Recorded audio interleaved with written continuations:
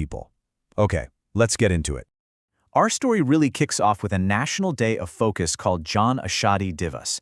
Now, this is way more than just a date on the calendar. Think of it as the focal point for a huge nationwide push for affordable medicine. So what is it exactly? Well, every year on March 7th, this day becomes a massive public awareness campaign.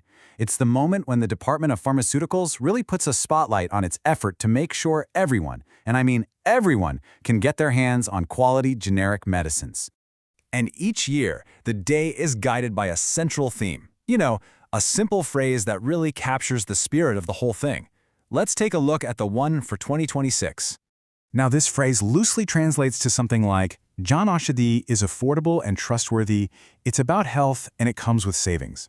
It just perfectly spells out the four main pillars of the program: affordability, trust, health, and of course, savings. It's a promise, really. And the engine that's driving this entire promise? It's a government program with a pretty long name, but an even bigger mission. The Pradhan Mantri Bhartiya Janaushadhi Pariyojana, or let's just call it PMBJP for short. This isn't some new idea. It was actually launched all the way back in 2008. These days, it's run by the Pharma and Medical Bureau of India. And its most visible part? A massive, sprawling network of dedicated stores called Jan Aushadhi Kendras. So beyond the big picture vision, what are the actual on-the-ground goals of this program? What is it trying to achieve day in and day out? Well, its goals are really layered. First and foremost, make medicines and surgical supplies affordable to ease that financial burden on families. But it goes so much deeper than that. It's also about popularizing generics, making sure there's access to essential menstrual hygiene products, and even creating jobs by helping entrepreneurs open their own local kendras. So, the big question is, has it worked? Well, I think this number pretty much speaks for itself. The program has helped people save over 40,000 crore rupees on their medical bills. I mean, that is just a staggering amount of money put right back into the pockets of ordinary folks. And this brings us to a really important point, the quality question. There's this common myth that if medicine is cheap, it must not be very good, right? But here's the fact. The PMBJP only gets its medicines from manufacturers who meet the World Health Organization's strict standards. Plus, every single batch gets tested in nationally accredited labs. So the takeaway here is crystal clear. Affordability does not mean a compromise on quality. And remember that goal about creating jobs? This number is a perfect illustration of that success.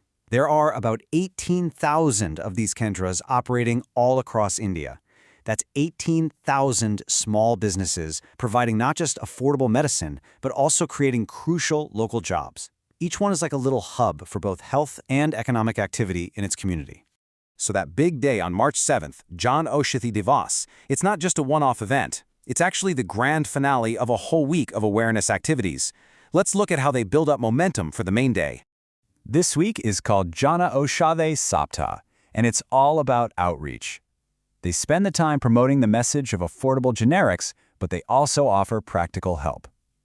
In the 5 days leading up to the main event, they set up free health checkup camps at more than 250 different locations across the country. Now, beyond general medicines, the program has some really specific, targeted initiatives that are making a massive difference. And one of the most important ones is the Suvidha sanitary napkin. And yeah, you are seeing that correctly. 1 rupee per pad. This price isn't just low, it's revolutionary. It's designed to completely tear down the financial barrier that prevents millions of women and girls from having safe and hygienic periods. So this initiative kicked off in 2019, and it's built on 3 main ideas. 1, access through affordability. 2, health and hygiene. And 3, being environmentally responsible. The pads actually contain an additive that helps them biodegrade. It's really thinking about the whole picture. And the scale of this, it's just incredible. By the start of 2026, more than 1 billion of these pads had been sold. That number alone tells you everything you need to know about the immense need for this and the profound success it's had.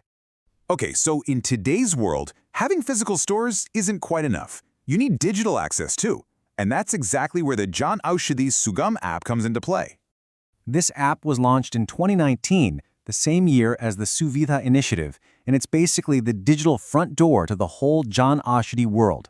It's a tool that lets people find information, locate their nearest kendra, and learn all about generic medicines.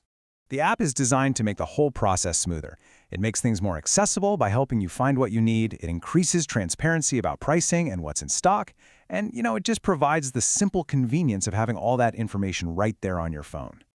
So when you step back and look at all the pieces, you see it's not just a bunch of separate programs. It's a whole ecosystem.